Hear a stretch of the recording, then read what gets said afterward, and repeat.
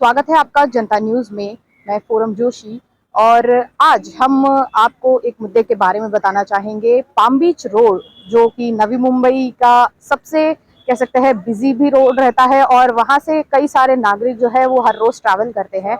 उस रोड से जुड़ी हुई कई सारी समस्याओं के बारे में अलर्ट सिटीजन फोरम ने एनएमएमसी को पत्र लिखे हैं और उन पत्रों का उन्हें क्या जवाब मिला और उनके साथ उन्होंने वहां पे विजिट भी किया था एनएमएमसी के अधिकारियों के साथ। तो आज हमारे साथ यहाँ पे मौजूद है उनके मेंबर्स। हम उनसे पूछना चाहेंगे, सर आप सबसे पहले हमें बताइए कि आपने जब पाम बीच रोड जो है वो विजिट किया था तो वहां पे क्या क्या समस्याएं थी और आपने उन समस्याओं को किस तरह से सामने रखा था आपके साथ जो इंजीनियर आए थे उनके। आप सबसे पहले अपना नाम और पद बताइए। मैं सुधीर दानी, प्रवर्तक alert citizen forum Navi Mumbai. तो हमने जब सुना कि पाम बीच का रोड का रीसर्फेसिंग का काम 10 करोड़ का होने वाला है तो हमें ताज्जुब लगा, क्योंकि हम जब भी इस रोड से जाते हैं तब हमें पता चलता है कि ये रोड बढ़िया रोड है और इसमें आज एज ऑन टुडे कोई रिपेयरिंग की जरूरत नहीं। लेकिन जब हमने कंप्लेंट किया एनएमएमसी से तो एनएमएमसी का वर्किंग कल्चर इस तरह से है कि वो कभी जनता के पत्रों को या ईमेल को रिप्लाई नहीं देते। उसी तरह से हमें अभी तक कोई उसके बारे में रिप्लाई नहीं मिला। लेकिन जब हमने इंजीनियर से बात की वहां जाके और देखा, साइट विजिट किया, तब हमें ये नज़र आया कि ये रोड वेल कंडीशन में है और वहाँ रीसर्फेसिंग की कोई भी ज़रूरत नहीं है। उन्होंने दावा किया कि बहुत सारे जगह पे क्रैक हुआ है या रोड की कंडीशन ठीक नहीं। अगर उनका दावा सही माना जाए तो हमारा कहना यह है कि अगर वो रोड खराब है तो महाराष्ट्र में कोई भी रोड अच्छे कंडीशन में नहीं, हम ऐसे दावा कर सकते हैं। और सबसे बड़ी बात यह है कि जो पाम बीच का रीसर्फेसिंग का काम किया जा रहा है वही काम 2017 में अराउंड 8-9 करोड़ खर्चा करके किया था और तभी के जो सिटी इंजीनियर थे उन्होंने ये दावा किया था कि ये काम करने के बाद कम से कम 10 साल इसकी गारंटी है और उसके ऊपर कोई काम करने की जरूरत नहीं। आज सवाल यह है कि अगर उसी टाइम उन्होंने कहा था कि 10 साल कोई रिपेयरिंग की जरूरत नहीं, फिर आज 5-6 साल के बाद उसी रोड पे सिटी इंजीनियर ने काम क्यों निकाला। दूसरी महत्वपूर्ण बात यह है कि जो रोड का कोई काम निकाला जाता है तब वहाँ जो कंट्रोलिंग अथॉरिटी रोड से निगड़ी जो सिटी इंजीनियर डिपार्टमेंट है या अकाउंट डिपार्टमेंट है वहाँ साइट विजिट करके काम का मंजूरी देते हैं या सिर्फ अपने केबिन में बैठ के काम का मंजूरी देता है। जिस तरह से नई मुंबई में जगह जगह पे अच्छे रोड की रिपेयरिंग की जा रही वो देख के तो हमें पूरी तरह से खातरी होती है कि ये सभी काम कोई साइट विजिट किया बिना केबिन में बैठ के सिर्फ और सिर्फ किसी की जेबें भरने के लिए किया जाता है। ऐसा कहा गया तो ये ताज्जुब की बात नहीं होगी। आप हमें बताइए कि जो ये रोड का काम निकाला गया है कितनी जरूरत थी इस रोड के काम को, क्योंकि जिस तरह से इन्होंने कहा कि रोड के काम को जरूरत नहीं पड़ रही है और कई ऐसे महाराष्ट्र में रोड भी है जो रोड कह सकते हैं कि अगर ये रोड खराब है तो वो भी खराब है। इस पे आप क्या कहना चाहेंगे?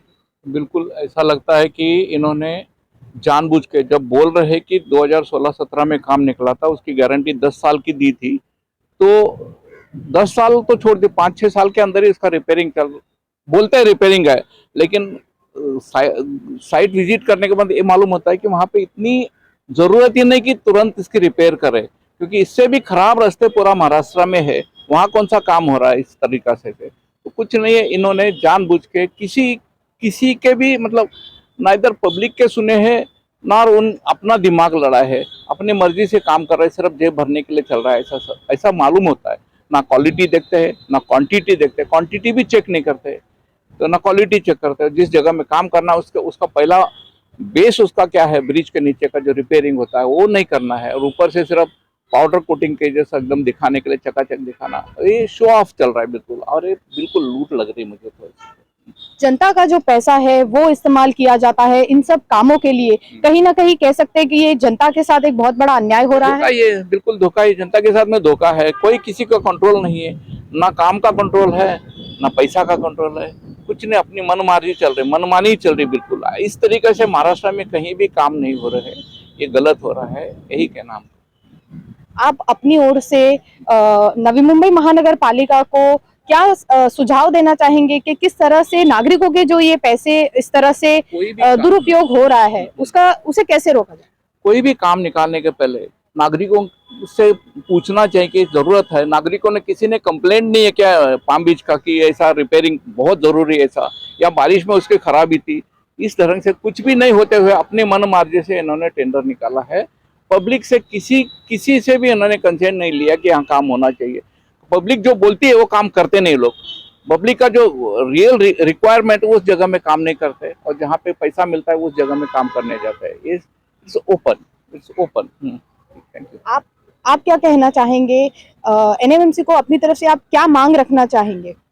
हम अलर्ट सिटीजन फोरम के माध्यम से नवी मुंबई महानगर पालिका के जो प्रशासक है उनसे रिक्वेस्ट करते हैं कि अगर आपको लगता है कि हमने जो रोड के काम निकाले हैं और उसके पहले किए हैं वो सही है, तो उनसे हमारी रिक्वेस्ट है कि पिछले 20 सालों में जिन जिन रोड की उन्होंने कंस्ट्रक्शन किया है या रिपेयरिंग किया है उसके ऊपर वो व्हाइट पेपर निकाले और वो एनएमएमसी के वेबसाइट पे पब्लिक डोमेन में पब्लिश करे, ताकि जनता को पता चले कि अपने पैसे का किसी तरह से उपयोग किया जा रहा है।